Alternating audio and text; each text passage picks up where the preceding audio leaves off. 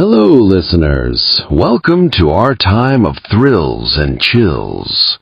For those of you listening alone in a dark room or driving through the dead of night, the story you are about to hear might make you want to check your rearview mirror. This is a true story based on the experience of a young man working the night shift at a small gas station on a lonely highway. It was a Wednesday night in mid-November. The air outside was so freezing cold that the convenience store windows were completely fogged up. He was sitting behind the cash register all alone. The clock on the wall read 2:30 in the morning. This road hardly had any cars passing by at such a late hour. The dead silence made him feel inexplicably suffocated. The only sound was the faint, intermittent hum of the beverage coolers. He picked up his phone to scroll through the news to pass the time. But then, out of the corner of his eye, he caught a glimpse of headlights sweeping into the gas station entrance. A dark, beat-up sedan slowly pulled in and parked at the farthest gas pump, the one furthest away from the store's bright lights. The car's engine cut off, but no one opened the door to step out. He squinted through the foggy storefront glass, trying to peer into the darkness over there. Almost 5 minutes passed, and there was still no movement whatsoever. The atmosphere was starting to make him feel unsafe. He decided to put his phone down and walk over to the automatic glass doors, hoping to lean out for a clearer look. The moment the doors slid open, a gust of freezing wind hit his face, carrying with it the smell of rust and old gasoline wafting from that car. Suddenly, the driver's side door swung open forcefully. A tall, large man wearing a black hoodie pulled the hood up to obscure his face and stepped out of the vehicle. He stood perfectly still right there. He didn't move to grab the gas nozzle. He didn't walk toward the convenience store. He just stood there, facing the store doors where the cashier was standing. Even though he couldn't see the man's face, he could feel a malicious glare piercing right through him. A chilling sensation shot down his spine. He backed away into the store and let the glass doors slide shut. The man in black began to take slow, deliberate steps straight toward the convenience store. Every step seemed unnaturally heavy and sluggish. As the figure stepped closer to the lights at the front of the store, he noticed that the man's right hand was tucked deep into his jacket pocket the entire time, as if he was tightly gripping onto something. The man pushed the doors open and entered the store. There was no greeting, no eye contact.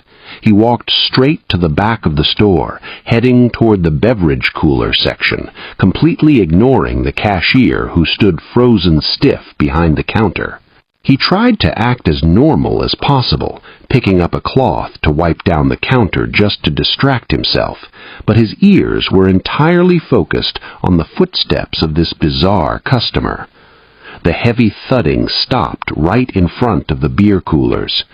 The man stood completely still for an unusually long time. It took so long that the cashier couldn't bear the suspense anymore and had to glance up at the ceiling mirror to see what was going on.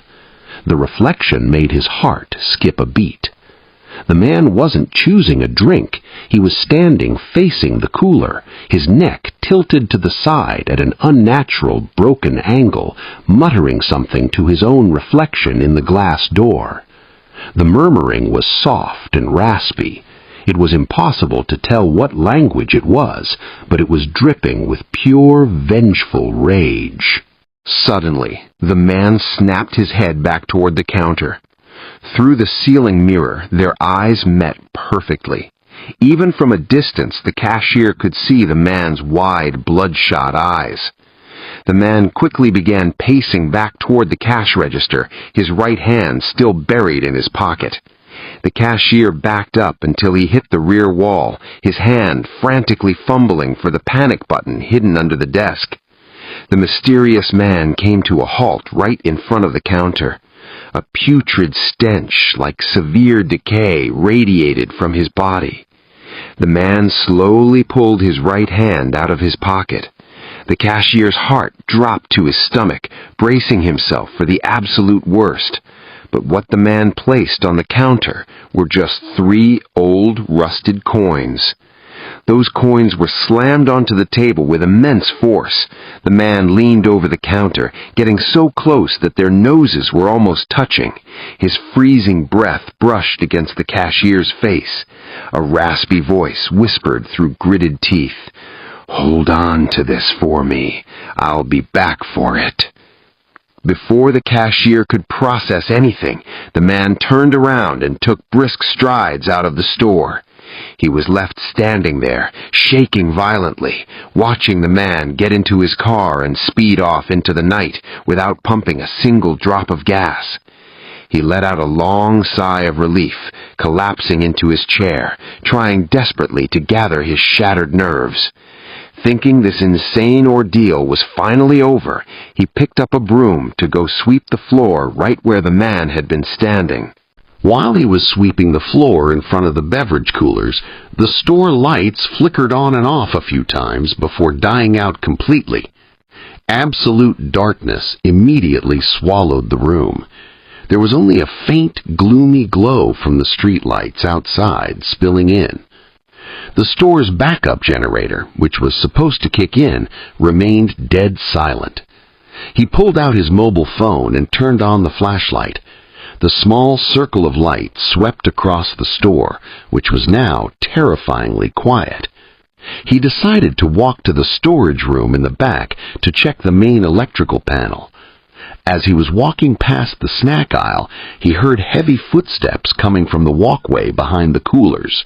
It was the slow, dragging sound of footsteps, the exact same sound he had heard just 10 minutes ago. He froze in his tracks. His breath caught in his throat. The hand holding his phone was shaking so badly that the flashlight beam swayed back and forth. He tried to hold his breath and listen closely.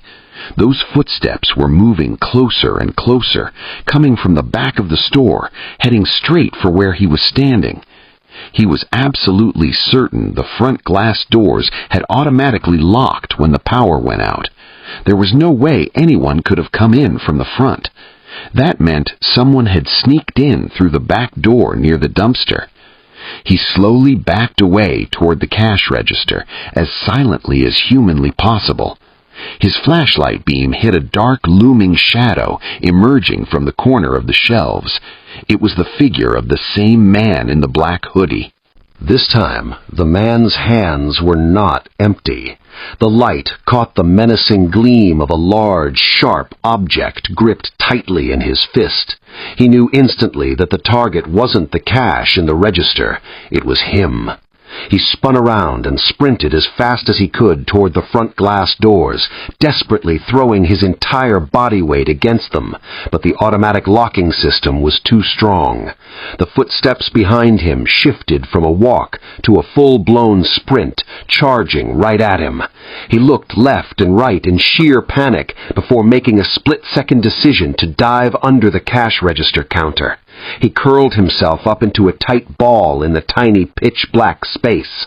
The heavy footsteps came to a dead stop right in front of the counter. The heavy, ragged panting of the dangerous man echoed just inches above his head. He squeezed his eyes shut and clamped both hands over his own mouth to stop any whimpers from escaping. In the very second he felt that the absolute worst was about to happen, bright headlights flooded the store, accompanied by the blaring sirens of 2 police cruisers abruptly pulling up to the front doors. The man in black panicked and bolted out the back before the police could smash their way in. The cashier crawled out from under the desk, his face drenched in tears, having narrowly escaped with his life. The police later informed him that the man was a wanted fugitive who had committed a string of terrible crimes across multiple counties.